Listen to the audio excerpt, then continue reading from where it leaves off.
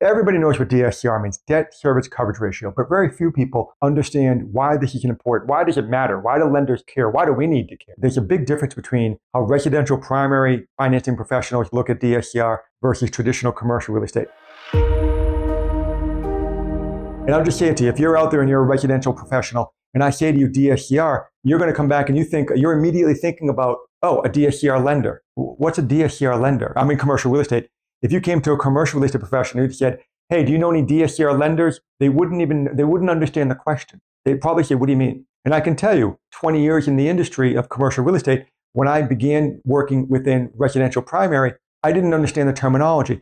What you're really meaning is that a DSCR lender is a lender who offers commercial mortgage loans. Really what it means is they're willing to look at the property through the lens of an investment property, right? And when a property has DSCR, that's what they're going to do. They're going to look at it as an investment property versus just relying on the borrower's income. They're now going to look to the income of the property. There's another video you can click down in the comments below. I'll leave a link to the video about recourse versus non-recourse. This is kind of a corollary to that. Recourse and non-recourse is going to talk a little bit about the difference between the characteristics of an income-producing property, commercial real estate, versus a primary residential, where the only way that property doesn't generate any income, the only person who can pay that mortgage is the borrower. And that carries over to here, in my mind, at least the way I look at it, to say a regular traditional residential primary loan, it can only rely on the borrower to pay the mortgage. The property doesn't generate any income. Once you go to an investment property loan, I don't care if that's for a 1 unit, a 4 unit, or a 100 unit, or a 1,000 unit, you can now look at the property to throw off cash flow or NOI that can be used to pay the mortgage. And one of the ways that I can measure how well that property has the ability to pay the mortgage is the debt service coverage ratio. That's a lot of information. But in very simple, it looks like this. Debt service coverage ratio is just what it sounds like. How much coverage is there over the debt service? It's a ratio. So let's just look at some numbers. Here's a property. I don't know. It has an NOI of $100,000. The annual debt service, the mortgage, again, I could write MDS would be the monthly debt service, but I know this is an annual NOI, so I'm going to call this the annual debt service, is $80,000. Whatever the loan amount might be, whatever the interest rate might be, it doesn't matter for this sake. It's just an example. It has an $80,000 annual debt service, leaves me with a before-tax cash flow of $20,000.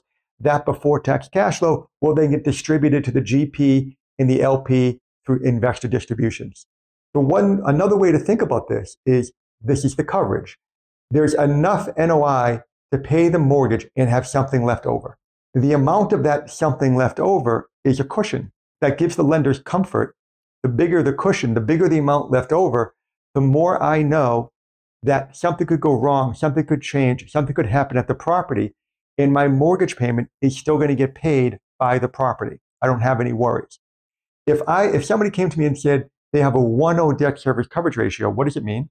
A 1.0 debt service coverage ratio is going to mean that I have exactly enough money coming out of the property to pay the mortgage. This would be $100,000, or better yet, the NOI would be $80,000. And my mortgage payment is $80,000. There'd be nothing left over here. I have a 1.0. What's a negative debt service coverage ratio mean? Just what you would think. A negative DSCR means there's not enough money coming out of the property to pay the debt service.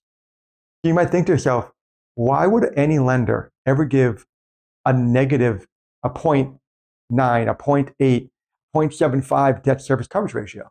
Answer, because it might be a renovation or a construction type deal. Renovation is more appropriate, right? A short-term bridge type of loan or a fix-to-flip type of loan, where they know the property doesn't have enough money to pay for the mortgage payment.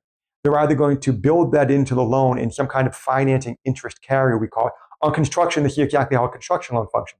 A construction loan is going to include within it the interest carry. So the hard cost and the soft cost might be $1 million. The financing cost for the 18 months it's going to cost to build and lease up the property are going to be another $300,000.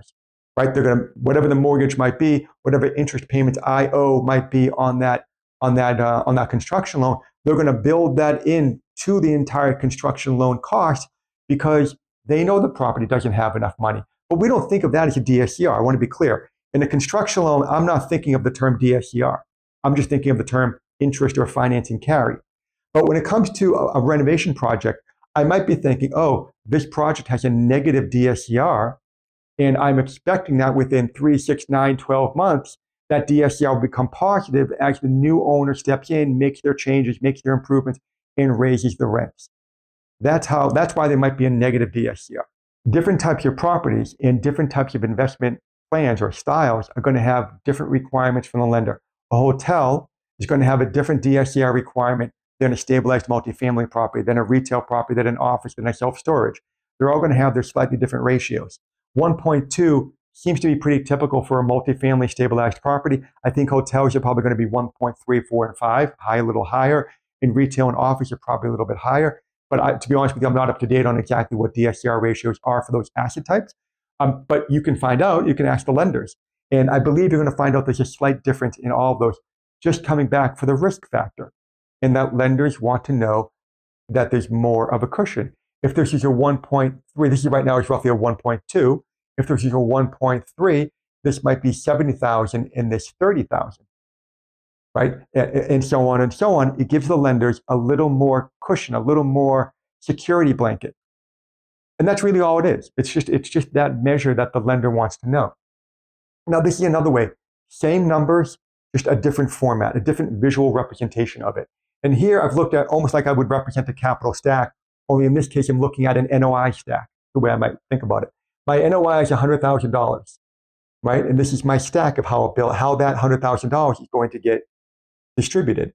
I have $80,000, or roughly 80%, is going to go to pay my mortgage. And then the 20% left over is cash flow that gets distributed to my investors. And that's how I might look at this. The lender wants this to be bigger or smaller, depending on their debt service coverage ratio, depending on the risk of the property and whatever the other characteristics of the deal. And it's that simple. That to me, it's a cushion. In the same way the LTV is going to be a cushion against the property price, this is a cushion against the NOI. There's another video, and again, I'll include it in the links below on the YouTube channel, where I talk about the two debt tests, the LTV and the DSCR debt test. And I talk about this there as well. I just wanted to flesh this out in a little more detail, a little more clear, just to stand alone, because I think it's so important to understand. But the point would be, I look at both LTV, those two debt tests. The LTV is a cushion against the purchase price. The debt service coverage ratio is a cushion on the NOI. Now that you understand this a little bit more, you now can have a different way to talk to the lenders about this. You now know how to ask questions and push back or pull back, depending on what the lender's going to want on different DSCR ratios for the particular deal that you're bringing them. Anyways, hope that helps. See you in the next video.